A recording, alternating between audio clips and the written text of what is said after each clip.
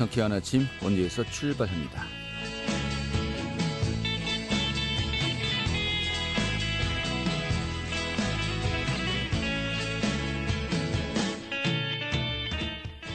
안녕하십니까. 10월 12일 월요일 아침 인사드리겠습니다. 상쾌한 아침 원주에서 출발합니다. 진행이 한태호입니다. 자, 일상이 시작되는 월요일이죠. 오늘도 이 깊어가는 가을을 정말 마음껏 느낄 수 있을 것 같습니다. 오늘 원주 지역 낮 기온이 20도까지 올라가서요. 선선한 가을 날씨 이어지겠습니다. 다만 오후부터 또 북서쪽에서 찬 공기가 유입되면서요. 부쩍 쌀쌀해지겠습니다. 내일 아침 원주 기온이 9도까지 떨어지면서 정말 말 그대로 가을 추위가 찾아오겠습니다. 자, 기온 변화가 심한 요즘 또 건강관리 정말 건강한 또 한 주가 될 수 있도록 유념하셔야 되겠습니다. 오늘 준비한 소식 살펴보도록 하죠. 이 횡성군 꿀벌 산업이 육성 발전 계획을 수립했습니다. 향후 또 5년 동안 꿀벌 산업을 집중 투자할 방침이라고 하는데요. 이 내용 살펴보도록 하겠고요. 또 원주시의 치매 안심센터 치매 예방 교육 프로그램이 비대면 방식으로 진행된다고 하는데요. 이 내용과 함께 또 강원도 내 소식도 듣는 시간도 준비했습니다. 10월 12일 월요일 상쾌한 아침 원주에서 출발하겠습니다.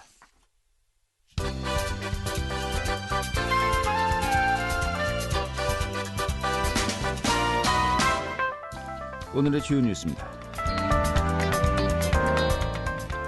정부가 코로나19의 신규 확진자 증가세가 억제됐다고 판단하고 사회적 격리 거리두기를 1단계로 하향 조정했습니다.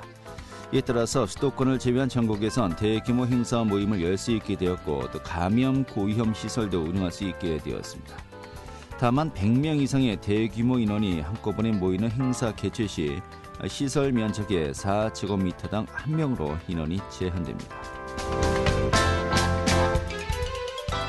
교육부가 어제 추석연휴 특별 방역기간 이후 학사 운영 방안을 발표하면서 전교생 매일 등교가 가능한 학교 기준이 60명 이하에서 300명으로 조정되었습니다. 이에 따라서 오는 19일부터 강원도 내 학교 10곳 중 8곳 이상은 전교생들의 매일 등교가 가능해질 전망입니다. 강원도 내에서 1년 만에 양돈 농가까지 아프리카 돼지열병에 감염된 멧돼지가 발견되었습니다. 이 방역당국은 도내 양돈 농가에 대해서 일시 이동 중지 명령을 내리고 화천 지역 내 돼지 2,240여 마리를 살처분했다고 밝혔습니다.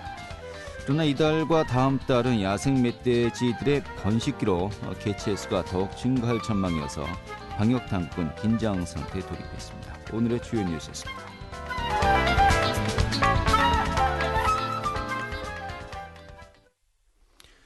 네, 횡성군이 꿀벌 산업을 활성화시키기 위해서요 육성 발전 계획을 수립하고 또 향후 또 꿀벌 산업을 집중 투자할 방침이라고 합니다. 오늘 이 내용 살펴보도록 하죠. 횡성축산지원과의 황원규 축산정책 담당 연결하겠습니다. 여보세요. 네, 안녕하세요. 네, 반갑습니다. 횡성군 축산정책 담당입니다. 예. 안녕하세요. 예. 횡성군 꿀벌 산업이 10년 전이군요. 2009년까지는 굉장히 많은 농가들이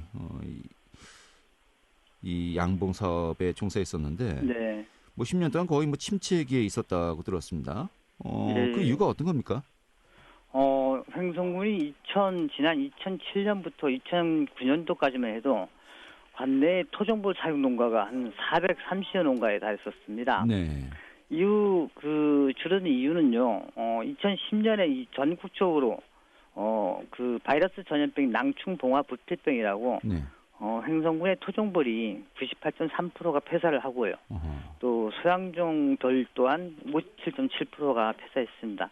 아마 당시 정부에서는 토종벌이 한 90% 이상 폐사한 것으로 발표를 했습니다. 그러니까 2009년도에 토종벌이 네. 98.3% 뭐 거의 다 거의, 절멸했었군요.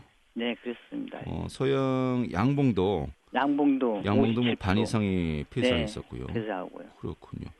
자, 그럼 현재 남아있는 꿀벌 사육 농가는 어느 정도입니까?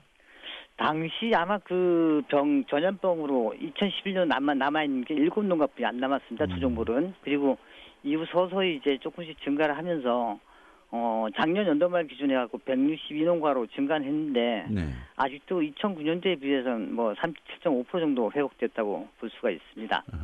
그리고 이제 소양종벌 같은 경우는 50여 농가가 꾸준하게 지속적으로 이제 전업 규모로 사육해서 왔고요. 2017년도 들어서 조금 증가하기 시작해서 현재 134농가에 이르고 있습니다. 그렇군요.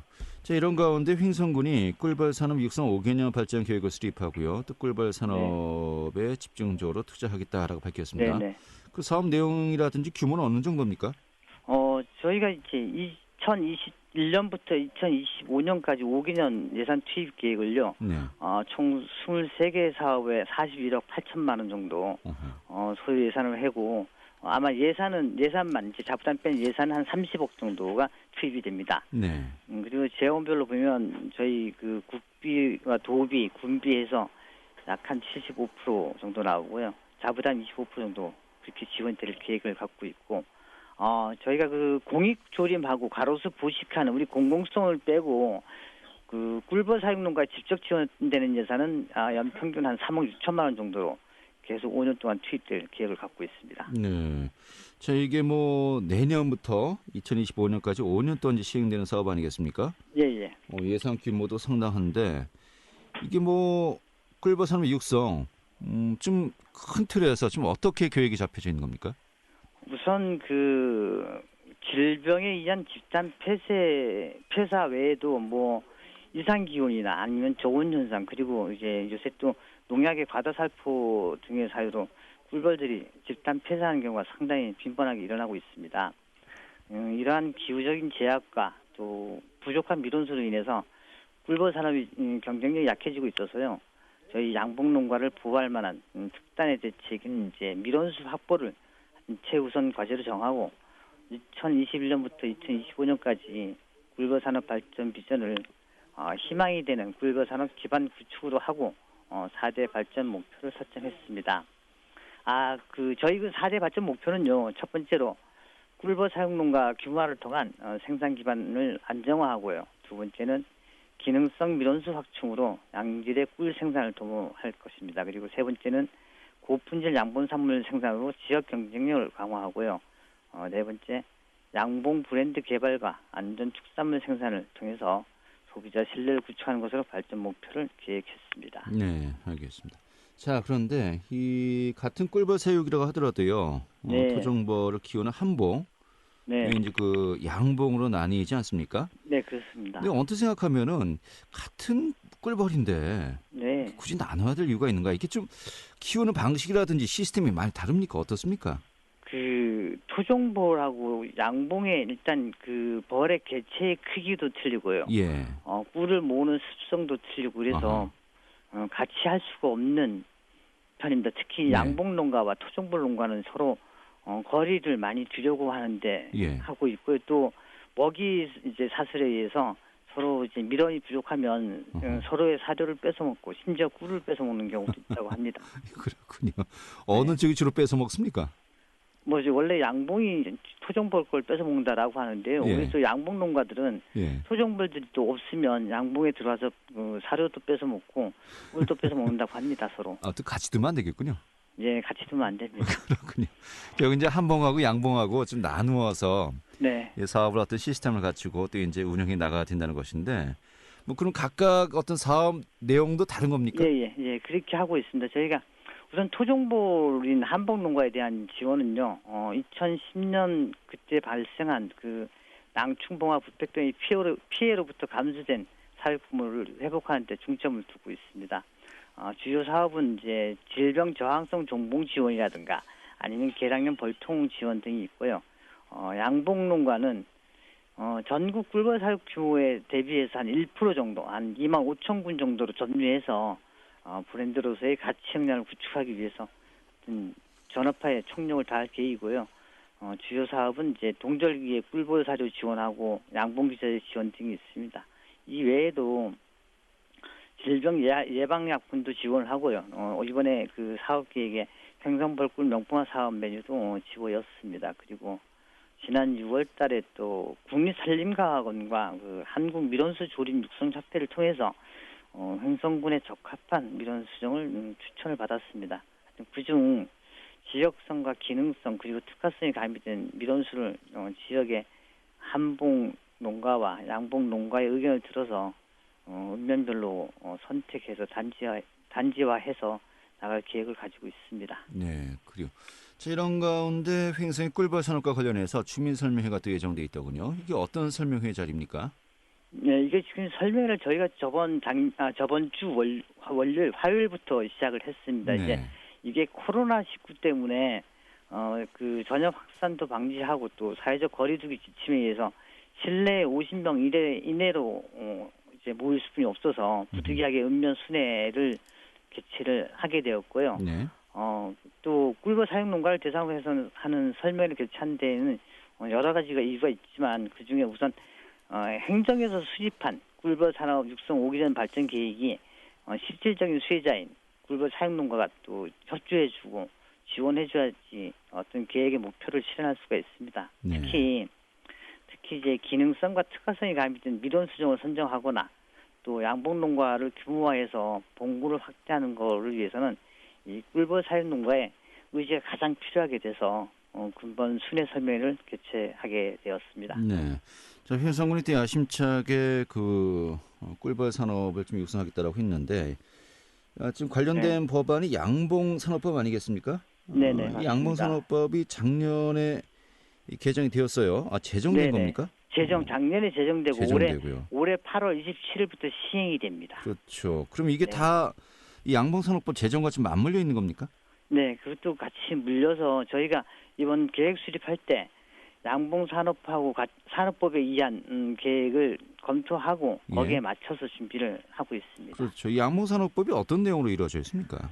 이 양봉 산업법은 그 생태계 유지 보존 그리고 이제 높은 공익적 가치를 지닌 꿀벌에 대한 보호와 관리 그리고 양봉 산업의 그 안정적이고 지속적인 성장을 위해서 그 양봉 산업 육성 및 지원에 관한 법률이 지난 2019년 8월 27일 제정되고 네. 올해 8월 28일 시행됐습니다. 그리고 또 그 8월 28일부터 됨에 따라서 이제 그 대통령령에 의한 시행령도 제정이 됐고요.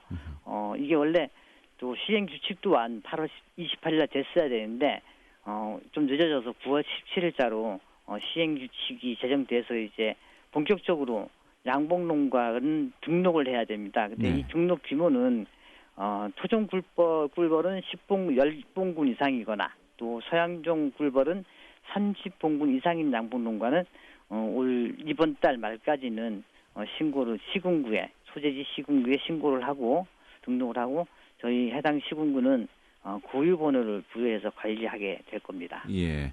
이달 말까지 등록 다 마치시고 네, 또 이제 그렇게 군과 해야 됩니다. 또 우리 그 양봉 사업에 이제 종사하시는 분들 함께 또 협조 체계가 갖춰져야 되겠군요. 네, 알겠습니다. 그렇게 됩니다.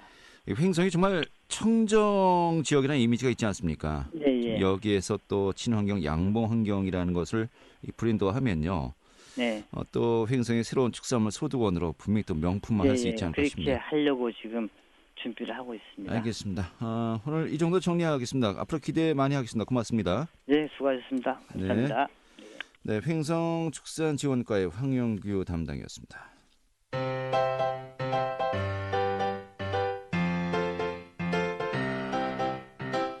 KBS 원주방송국이 유튜브 다시 듣기 서비스를 실시합니다. 매일 아침 강원 영서남부권의 뉴스와 정보를 전해드리는 상쾌한 아침 원주에서 출발합니다는 KBS 원주라디오 유튜브 채널을 통해 다시 들을 수 있습니다.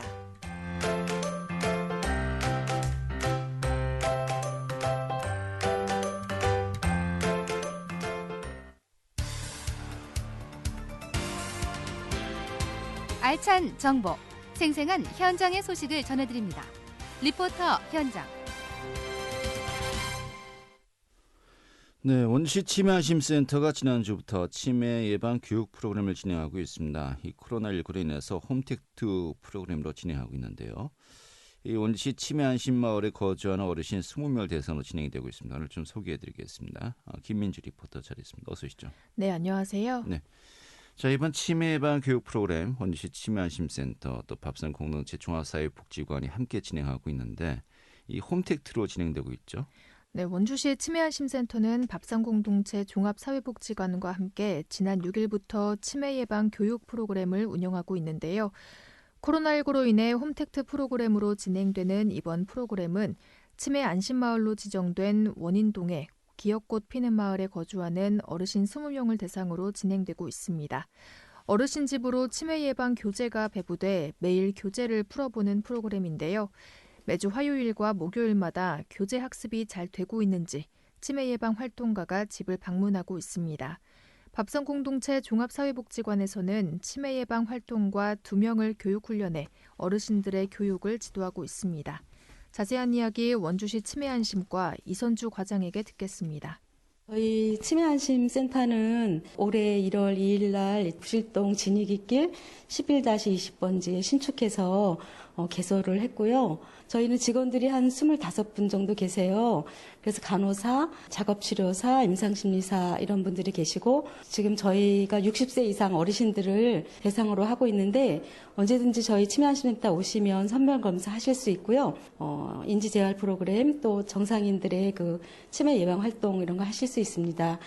저희가 그 밥상 공동체 그 종합사회복지관하고 6월 달에 75세 이상의 354분의 어르신들에 대해서 치매 선별검사를 시행하였습니다. 그중에서 인지저하자가 22명이 나왔고 또 우울증 고위험군이 42명이 나왔는데 그분들 중에서 원하시는 분들을 저희가 프로그램을 이제 하기로 했었는데요. 이 코로나 때문에 비대면 하는 걸로 전환을 했고요.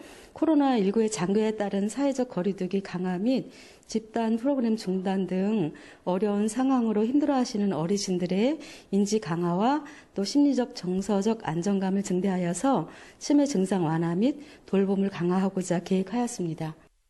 네, 비대면 방식으로 진행합니다만 아무래도 좀 프로그램 운영에 한계가 있을 수밖에 없는 것이겠고요. 그래서 또 치매 활동가가 매주 2번씩 또 어르신 집을 방문하고 있는 거죠. 네, 원주시 치매안심센터에서는 꾸준한 학습을 통해 두뇌 건강에 도움이 될 수 있도록 인지 강화 워크북과 색칠놀이 교재, 치매 예방 운동법 책자 등으로 구성된 기억생생 꾸러미 등을 제작해 어르신들에게 제공했는데요. 밥상공동체 종합사회복지관에서는 사전에 치매 예방 활동가 2명을 교육해 도시락과 함께 어르신 집을 방문하고 있습니다. 매주 화요일과 목요일마다 진행되는 이 프로그램은 다음 달 26일까지 진행되는데요. 자세한 이야기 윤지태 치매 예방 활동가에게 듣겠습니다. 여기 보면 오늘 아침 몇 시에 일어나셨나요? 몇 시에 일어나셨어요?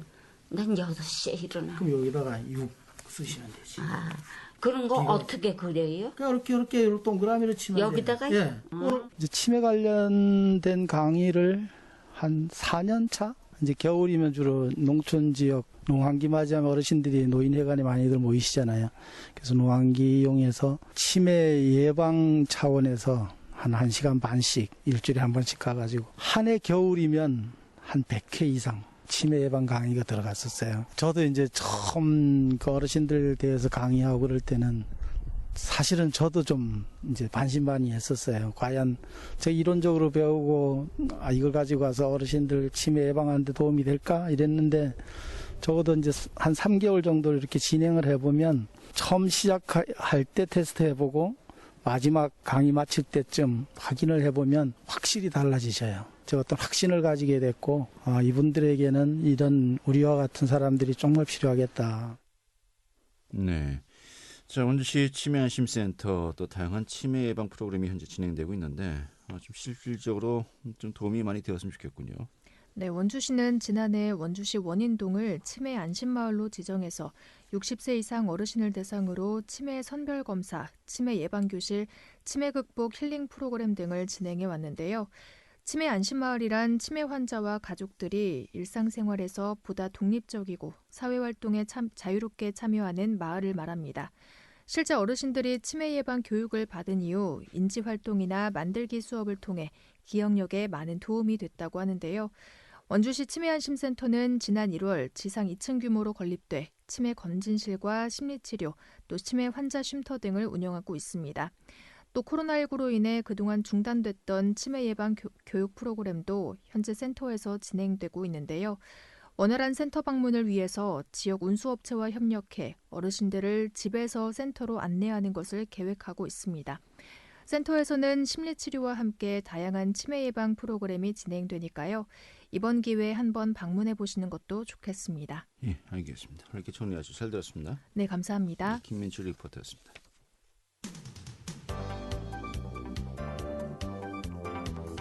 생생한 현장, 유익한 생활 정보를 전해드리겠습니다.